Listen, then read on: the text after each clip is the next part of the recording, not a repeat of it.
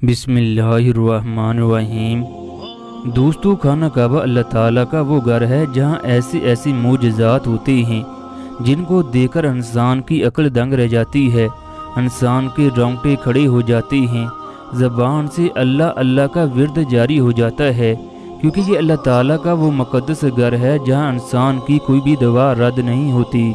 बाप बेटी का रिश्ता दुनिया का मुक़द्दस रिश्ता है, मगर दुनिया में ऐसे भी बदबख्त हैं जो खाना काबा जैसी मुक़द्दस जगह पर जाकर अपनी बेटी को फ़रोख्त करते हैं। फिर बेटी की दुआ सुनकर ऐसा क्या हुआ कि लोगों की चीखें निकल गईं। अल्लाह ताला ने उस 10 साला बेटी की किस तरह मदद की, ये तमाम बातें जानने के लिए वीडियो को आखिर तक लाजमी देखें। या अल्लाह तमाम मेरे देखने वालों को अपने घर वालों समेत बैतुल्लाह का तवाफ़ नसीब फरमा। जो लोग बैतुल्लाह का तवाफ़ करना चाहते हैं वो कमेंट बॉक्स में आमीन ज़रूर लिखें। फैसलाबाद से ताल्लुक़ रखने वाला मोहम्मद इमरान 20 साल से सऊदी अरब में रहायश पजीर था। उसकी उम्र 70 साल के करीब थी। उसके बीवी बच्चे भी काफ़ी अरसे से उसके साथ रहायश पजीर थे। सऊदी अरब में रहते हुए उसके हालात इंतहाई ख़राब हो गए। वो एक खुददार शख्स था, लिहाजा उसने कभी किसी से भीख न मांगी। नौबत यहाँ तक आ पहुँची कि उसे कई दिन फाके करना पड़ते। उसके बीवी बच्चे भी फाके करने की वजह से कमज़ोर हो चुके थे। जो लोग सऊदी अरब में रहायश पजीर हैं उन्हें पता होगा, सऊदी अरब दुनिया में ऐसा मुल्क है जहाँ दुनिया में सबसे ज़्यादा खाना कचरे के डब्बों में फेंका जाता है। अगर सऊदी अरब अपना बचा हुआ खाना गरीब ममालिक में तकसीम कर दे तो गरीब ममालिक के तमाम लोग पेट भरकर खाना खा सकते हैं। मगरिब की नमाज के बाद मोहम्मद इमरान घर के पास पड़े कचरे के डब्बे के पास गया। वहाँ से रोटियाँ, गोश्त और चावल निकालकर शापर में डालने लगा। एक सऊदी गाड़ी में बैठकर ये तमाम मामला देख रहा था। ये मंजर देखकर उसके रोंगटे खड़े हो गए। वो अपने जज्बात पर काबू न रख सका। वो गाड़ी से निकलकर मोहम्मद इमरान के पास गया। उसे कहने लगा, मेरे दोस्त, ये क्या लेकर जा रहे हो? ये खाना खराब हो चुका है। उसने मोहम्मद इमरान से वो शापर लेकर फेंक दिया। फिर उसे एक बकाले पर लेकर गया। उसने कहा, तुम्हें जिस चीज़ की ज़रूरत है यहाँ से ले लो, मैं कीमत अदा करूँगा। चनाचा सऊदी ने मोहम्मद इमरान को 10 दिन का राशन खरीद कर दिया। यूँ मोहम्मद इमरान के 10 दिन इंतहाई अच्छे गुजरे। मोहम्मद इमरान जब पाकिस्तान से नया आया तो उसने मक्का में एक होटल पर काम करना शुरू कर दिया। फिर कुछ अरसा पैसे जमा करने के बाद अपना होटल बना लिया। सऊदी कफील ने उसे हर तरह से सपोर्ट की।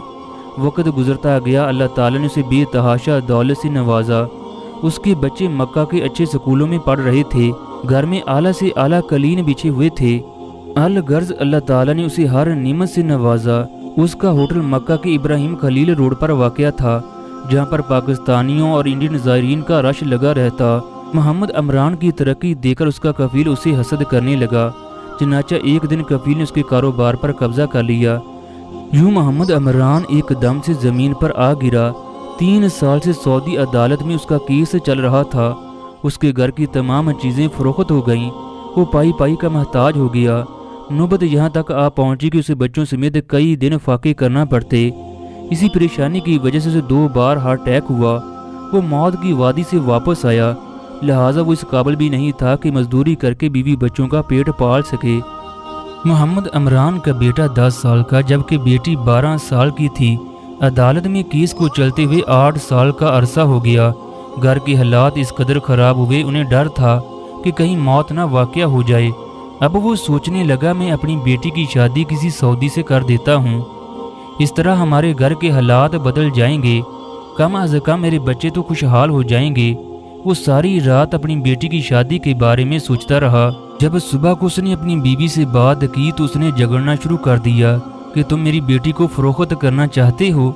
वो इंतहाई गुस्से में कहने लगी, क्या कोई अपनी बेटी को भी फ़रोख्त करता है? वो अपनी बीवी को समझाने लगा, इस तरह करने से हमारे हालात भी बदल जाएंगे, जबकि हमारी बेटी की अच्छी घराने में शादी भी हो जाएगी। भूख से मरने से बेहतर है कि हम अपनी बेटी की शादी किसी सऊदी से कर देते हैं।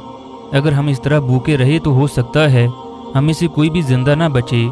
दोस्तों, जब सऊदी किसी गैर मुल्की लड़की से शादी करते हैं तो उनके वालिदैन को अच्छी खासी रकम देते हैं।